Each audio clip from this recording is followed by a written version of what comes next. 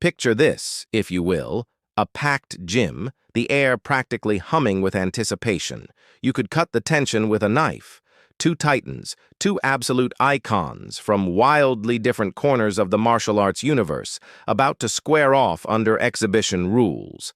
It's not just a fight, it's a clash of philosophies, of legacies, of personalities. On one side, there's Steven Seagal, a towering 6'4" presence, arms casually loose at his sides, a faint, almost dismissive smirk playing at the corner of his mouth. Across from him, Chuck Norris, a compact 5'10", radiating a quiet calm, bouncing lightly on the balls of his feet, coiled and ready. Seagal, in a move that sends a ripple through the crowd, lets out an audible chuckle. He's dismissing the disciplined karate stance in front of him as nothing more than a relic, certainly not a threat. The room hushes. Phones, of course, come out, ready to capture every second of this improbable spectacle. And in that suspended heartbeat, that electric pause right before contact, everyone in that gym wonders the exact same thing. What on earth happens when the first real punch lands? Let's break this down, shall we, like any fight that truly matters. Steven Seagal, the Aikido master, brings a seventh Dan foundation in a martial art renowned for its fluidity, its circular movements, and its almost surgical reliance on using an opponent's energy against them. His style is graceful, precise, and less aggressive, focusing on timing and control rather than brute force. He's got a 6-inch reach advantage, 30-plus pounds of weight on his side, and a reputation built on those effortless-looking redirections and joint locks. Aikido, at its core, is about harmony, non-resistance, and blending with an attacker's movements to neutralize threats with minimal force. It's a dance of deflection, where aggression is supposedly a gift to be unwrapped and returned. Norris, however, is a different beast entirely. He counters with Do, his own hybrid system, a pragmatic blend distilled from the explosive kicks of Tang Soo Do, the precision of Taekwondo, and that good old-fashioned karate grit. Do, which translates to the universal way, or the way of many lands, incorporates elements from various striking and grappling arts, emphasizing versatility and adaptability.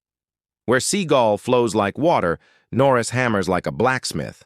Where Seagal waits for the perfect opening, Norris creates the opening. His approach is grounded in responding appropriately to situations rather than showmanship, embodying a workmanship style that is straightforward and incredibly effective, focusing on dominating opponents through relentless offense and sheer stamina. And what about cardio? Norris, by a mile. The man built an entire career on outlasting opponents, first in the rigorous military circles of Korea, then on tournament mats across the states. His experience in full-contact karate tournaments cemented his reputation as a formidable fighter. Seagal, while an expert in his domain, hasn't traditionally engaged in the same kind of sustained, high-intensity competition. Power edge? Debatable, but history shows Norris can knock the wind out of a heavy bag with either leg, and his striking abilities are considered world-class. Flexibility of technique? Seagal's catalog of joint locks and throws is deep, yet it hinges on one big if, that he can actually get hold of you before you decide to just punch through the ribbon dance.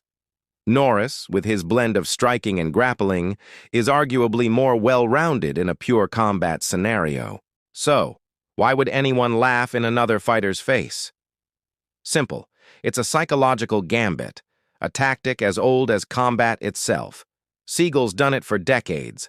That dismissive smirk, the slow blink, almost yawning, all designed to invite the opponent to doubt themselves, to feel underestimated, and perhaps to rush in. The Aikido philosophy, as Seagal often interprets it, frames aggression as a gift. The harder you come, the grander the fall. It suggests that by inviting the attack, you gain control over its momentum. He's practically saying, "Come on, give me your best shot, I'll just redirect it." But here's the problem, and it's a big one. That ploy backfires spectacularly when the other guy's entire life philosophy is, quite literally, keep coming. Norris never needed an elaborate setup. He's a meat-and-potatoes striker, a man who trusts that disciplined repetition beats flashy improvisation every single time. His martial art, Chun Kuk Do, emphasizes self-defense, competition, and rigorous conditioning, built on a personal code of ethics that includes developing oneself to the maximum potential and pressing on to greater achievements. So when Seagal tilts his head back and chuckles, what he's really saying is, "I don't respect your straight line, your direct approach." But Norris hears something else entirely, something far more dangerous. "Please, throw the first shot. I dare you." It's a clash of mentalities as much as it is of martial arts. The referee, a stoic figure in the center, waves them in. The air crackles. Seagal, ever the picture of relaxed readiness, floats his palms chest high, feet parallel, almost impossibly casual. Norris, on the other hand, begins to circle left, then left again, measuring, calibrating, like a predator assessing its prey. He flicks a jab, half speed, just a rangefinder, a feeler. Seagal, with a widening grin, swats it away with a practiced hand. Second jab, same result. A murmur ripples through the crowd. Is this going to be another stoic Aikido clinic? Is Seagal just too smooth, too untouchable? People shift in their seats, some looking confused, others nodding knowingly, expecting the usual Seagal show. Then comes the feint jab, a blur of motion, followed by a sudden hip torque and a rib-level cross. Classic Norris. It's a punch honed by countless hours of disciplined training, a punch designed for impact, not show.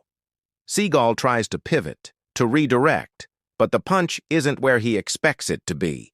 It's faster, more direct, and far more powerful than his dismissive smirk had prepared him for. It crashes through the space his diaphragm just occupied.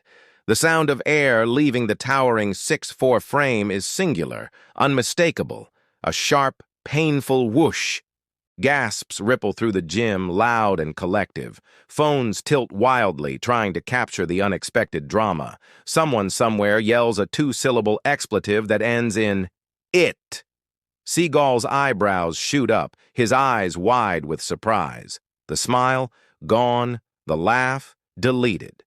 For the first time since bowing in, he's starkly reminded that kinetic energy doesn't need your approval, your consent, or your philosophy. It just needs a pathway.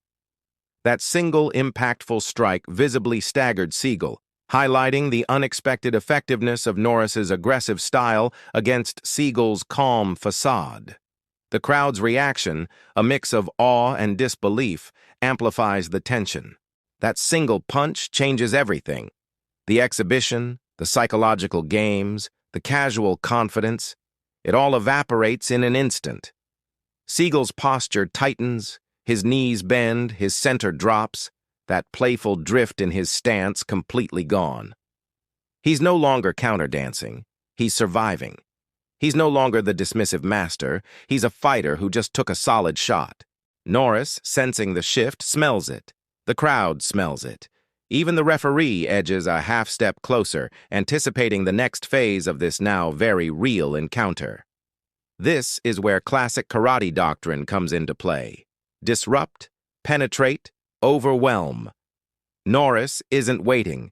He's pressing the advantage, firing piston-like straights, turning his torso just enough to reload the chamber for another precise, powerful strike. Meanwhile, Seagal, operating on Aikido doctrine, tries to feel the line, to gift-wrap the force, to send it back. He manages a wrist capture, brief, slick, a fleeting glimpse of his renowned precision. But Norris, with his quick reflexes and adaptability, yanks free before the elbow lock can truly coil and set. The lesson here is brutal and immediate. You can only redirect what's already committed and still moving. What's retracted, what's pulled back with intent, is a different story entirely. Norris's disciplined aggression is proving to be a formidable challenge to Seagal's reactive finesse. Minutes bleed into what feels like an eternity. Seagal's forehead glistens, beads of sweat tracing paths down his temples. Norris's cadence, however, barely changes. His movements remain sharp, his breathing controlled. This is where the difference in engine size truly shows. Aikido, in Seagal's style, often relies on bursts of intricate, powerful technique, designed to end an encounter swiftly. But sustained pressure? That's not its primary training ground. Chun Kook Do, on the other hand, trains for 5-round smoker sessions for the long haul for outlasting opponents. Norris's endurance and power are a testament to that training.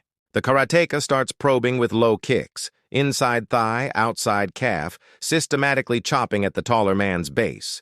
Each thud resonates through the gym, a steady, relentless assault designed to wear down and destabilize. Seagal, ever the opportunist, answers with a sneaky elbow spike during one kick catch, a flash of his renowned close-quarters combat skill. But the grip slides. Norris peels away, resets, and maintains his distance, frustrating Seagal's attempts to close and grapple. It's becoming clear. Seagal needs a finish, a decisive lock or throw to end this quickly. Norris, he just needs time. Time to chip away, to exhaust, to expose the vulnerabilities that come with fatigue. Fatigue, as they say, makes cowards, or geniuses, of us all. Seagal, now visibly more labored, desperate for an opening, baits a wide right. It's a calculated risk, a desperate measure. Norris bites, stepping in with a hook, seeing his chance. But in a blink, Seagal traps the wrist, slides to an outside position, and torques the elbow past 90 degrees. The crowd collectively winces at the sight of the hyperextension, a visceral reaction to the potential for injury. For a heartbeat, it looks over. The sheer precision, the fluid execution of the Aikido technique is breathtaking. This stunning counter with a wrist lock momentarily energizes the crowd, a testament to Seagal's grappling and joint manipulation skills. But Chuck Norris isn't just any opponent. He drops his weight, rolls his shoulder and hip, stripping the grip like peeling tape, a testament to his adaptability and experience across multiple disciplines, including judo and Brazilian jiu-jitsu. It's an escape born of raw strength and years of cross-training. And then, without missing a beat, he counters with a spinning back kick that lands flush on Seagal's floating rib. The impact is sickening. Seagal's knees betray him. The mat meets sternum with a heavy thud. The referee, decisive, swoops in, stops the action. The exhibition is over. There's no knockout, no dramatic collapse, but a clear, undeniable statement has been made. Relentless fundamentals, unwavering will, and pure, disciplined aggression can indeed triumph over reactive finesse when the clock keeps ticking. Norris's endurance and adaptability allowed him to break free and land that decisive kick, bringing Seagal to his knees and securing the victory. So who truly wins when Steven Seagal laughs at Chuck Norris until that first punch is thrown?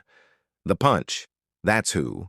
And more specifically, the power, conditioning, and disciplined aggression behind it walk away with the W. Aikido's genius lies in turning an opponent's force into elegant origami, redirecting and controlling.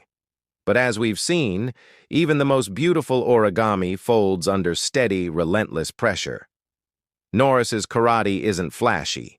It's factory-grade efficient, a hybrid system built for practical effectiveness. And efficiency, my friends, ages incredibly well in the crucible of combat. Seagal leaves the ring humbled, the initial smirk replaced by a newfound respect for the directness he so casually dismissed. The fans leave buzzing, having witnessed not just a fight, but a profound philosophical debate played out in real time. And the rest of us?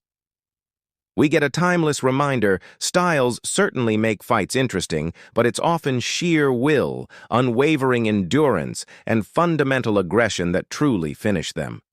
Agree? Disagree? Got a different scenario running through your head, perhaps a twist we didn't see coming? Drop your pick and your reason in the comments below.